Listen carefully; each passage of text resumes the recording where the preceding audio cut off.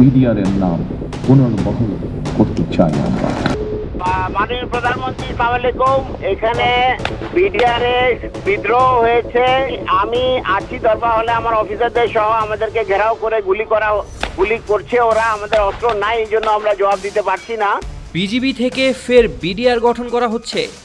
পিলখানা হত্যাকাণ্ডে নতুন তদন্ত কমিশন গঠন করা হবে কিনা আজ পিলখানা হত্যাকাণ্ডের 17 বছরে দ্বিতীয়বারের মতো পালিত হচ্ছে জাতীয় শহীদ সেনা দিবস। তবে এই হত্যাকাণ্ডের বিচার এবং নেপথ্যের কুশীলবদের শাস্তি নিশ্চিত করাকে ঘিরে কয়েকদিন ধরেই রাজনৈতিক ও আইনি অঙ্গনে চলছে নানা আলোচনা সমালোচনা। 2009 সালের 25 ও 26 ফেব্রুয়ারি তৎকালীন বিডিআর সদর দপ্তরে 57 জন চৌকস সেনা কর্মকর্তা সহ 74 জনকে নৃশংসভাবে হত্যার ঘটনাটি বাংলাদেশের প্রতিরক্ষা কাঠামোর উপর সবচেয়ে বড় আঘাত হিসেবেই বিবেচিত। দীর্ঘ 1.5 দশক পর রাজনৈতিক পট পরিবর্তনের প্রেক্ষাপটে এবার নতুন করে সামনে এসেছে এই হত্যাকাণ্ডের পুনর্তদন্ত, বিচারিক দীর্ঘসূত্রতা এবং হারানো ঐতিহ্য ফিরিয়ে আনার দাবি। বর্তমান প্রধানমন্ত্রী তারেক রহমান নির্বাচনের আগেই প্রতিশ্রুতি দিয়েছিলেন ক্ষমতায় এলে পিলখানার দিনটিকে জাতীয় শোক দিবস ঘোষণা করা হবে এবং বিডিআরের নাম ও ইউনিফর্ম পুনর্বহাল করা হবে। সেই প্রতিশ্রুতির আংশিক বাস্তবায়ন হিসেবে সরকার 25 ফেব্রুয়ারিকে জাতীয় শহীদ সেনা দিবস হিসেবে পালন করেছে, যা গত বছর অন্তর্বর্তী সরকারের আমল থেকে শুরু হয়। স্বরাষ্ট্র মন্ত্রণালয়ের সূত্র মতে বর্তমানে বর্ডার গার্ড বাংলাদেশ বা বিজিবিকে পুনরায় বাংলাদেশ রাইফেলস বা বিডিআর নামে ফিরিয়ে আনার নীতিগত সিদ্ধান্ত গৃহীত হয়েছে, যদিও আনুষ্ঠানিক নথিপত্রের কাজ এখনও শুরুর অপেক্ষায়। বিগত অন্তর্বর্তীকালীন সরকারের আমলে অবসরপ্রাপ্ত মেজর জেনারেল আলম ফজলুর রহমানের নেতৃত্বে একটি জাতীয় স্বাধীন তদন্ত কমিশন গঠন করা হয়েছিল। ওই কমিশন তাদের প্রতিবেদনে হত্যাকাণ্ডের নেপথ্যে ক্ষমতাচ্যুত প্রধানমন্ত্রী শেখ হাসিনা, ফজলে নূর তাপস, জাহাঙ্গীর কবির নানক সহ আওয়ামী লীগের শীর্ষ নেতাদের পাশাপাশি একটি প্রতিবেশী রাষ্ট্রের ইন্ধনের কথা সুস্পষ্টভাবে উল্লেখ করে।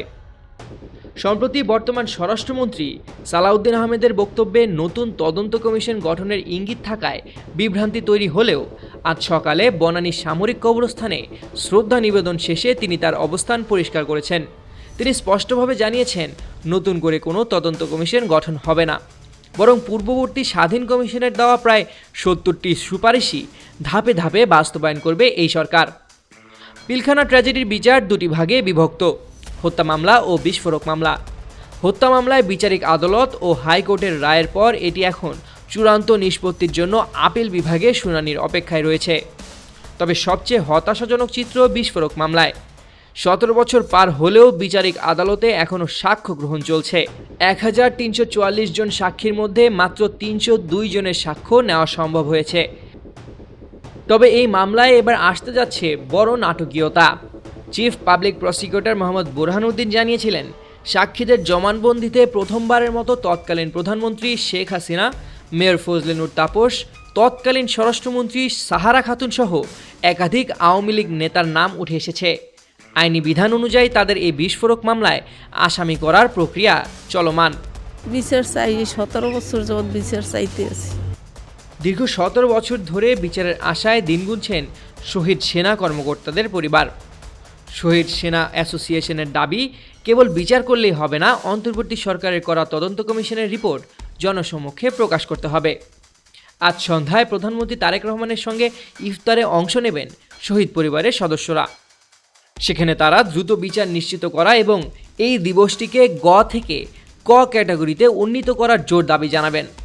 পিলখানা হত্যাকাণ্ড কেবল অভ্যন্তরীণ ক্ষোভ নয়, বরং দেশের প্রতিরক্ষা ব্যবস্থাকে দুর্বল করার একটি গভীর আন্তর্জাতিক ও রাজনৈতিক চক্রান্ত ছিল বলে মনে করছেন সংশ্লিষ্টরা। প্রধানমন্ত্রী তারেক রহমান ও বিএনপি মহাসচিবের বক্তব্যেও এই সার্বভৌমত্ব বিরোধী চক্রান্ত বিষয়টি উঠে এসেছে। এখন দেখার বিষয়, নতুন সরকার কেবল দিবস ঘোষণা ও নাম পরিবর্তনেই সীমাবদ্ধ থাকে, নাকি এই হত্যাকাণ্ডের মূল কুশীলবদেরও দৃষ্টান্তমূলক শাস্তি নিশ্চিত করতে সক্ষম হয়। Desk report, 21 television.